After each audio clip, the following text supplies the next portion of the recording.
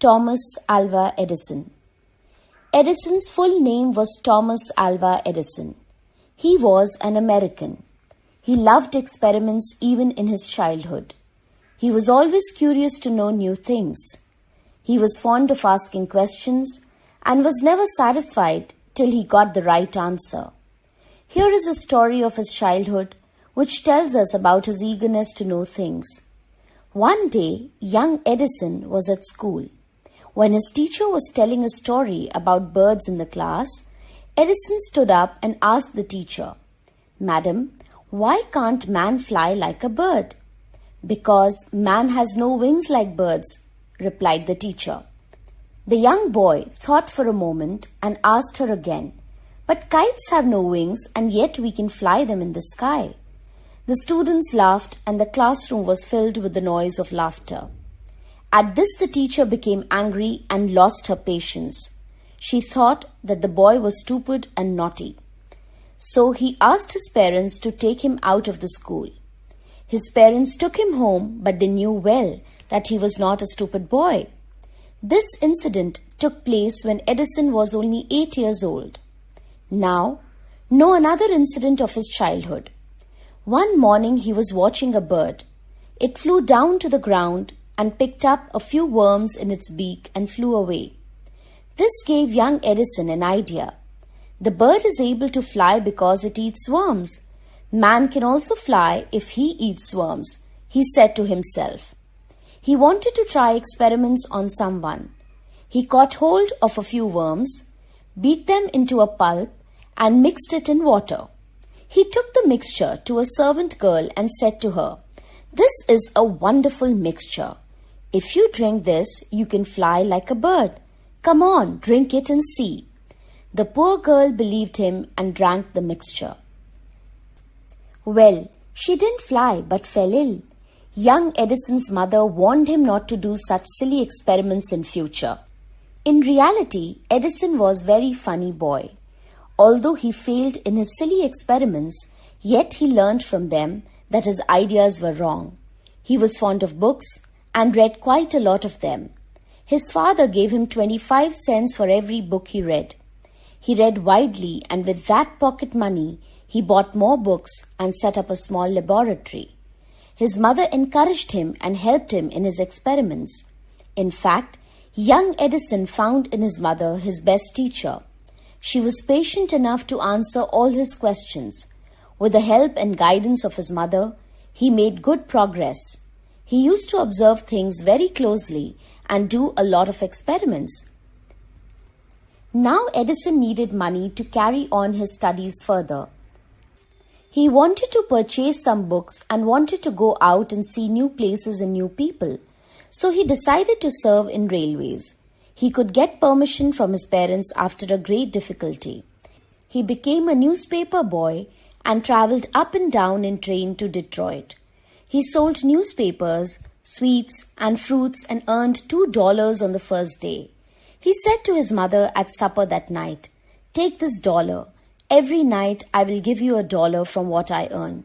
It's my promise," and he kept that word. A year or two later, Edison decided to start his own newspaper. He bought an old printing press and set it up in his railway wagon.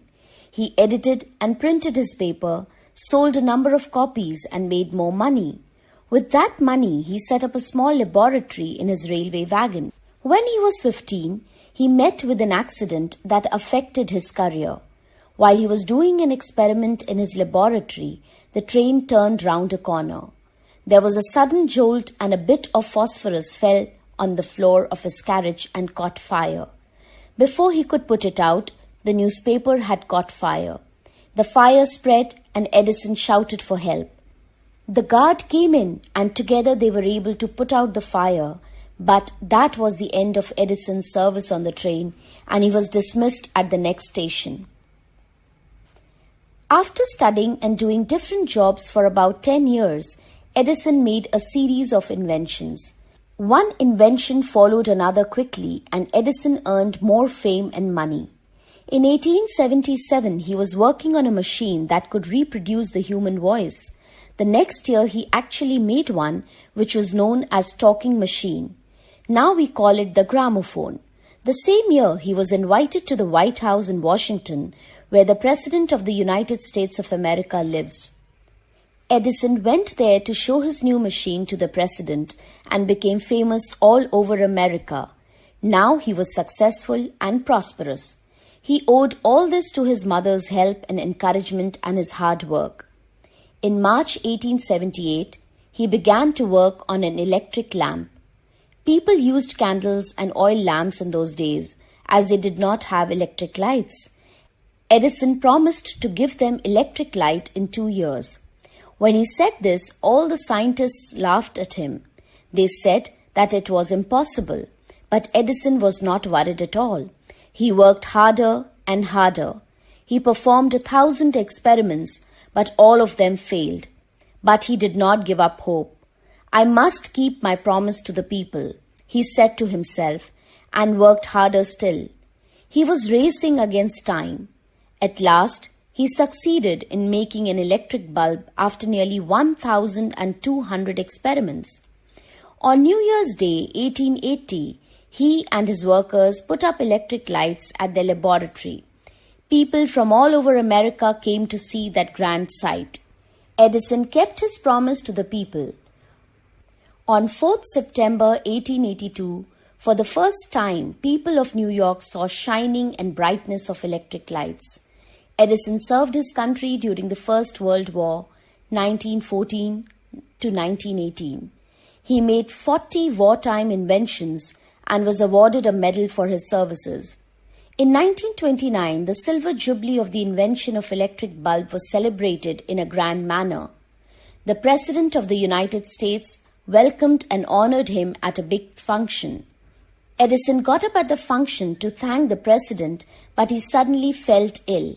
His illness became worse and he died on Sunday morning, 18th October 1931. Thus, it was the end of the great and eventful life of a man who enriched human life with happiness. He said once, "I would never invent anything which will destroy life. I want to make people happy." He also said, "The world has been in darkness too long. I would like to give the world more laughter and more light." He kept his word. His gramophone brought us more laughter, and his electric lamp has given us more light. We are and shall remain indebted to this great scientist. The world still needs more scientists who may bring happiness, comfort, prosperity, and security to the people. The inventions of scientists should be for the welfare of the people and not for destruction.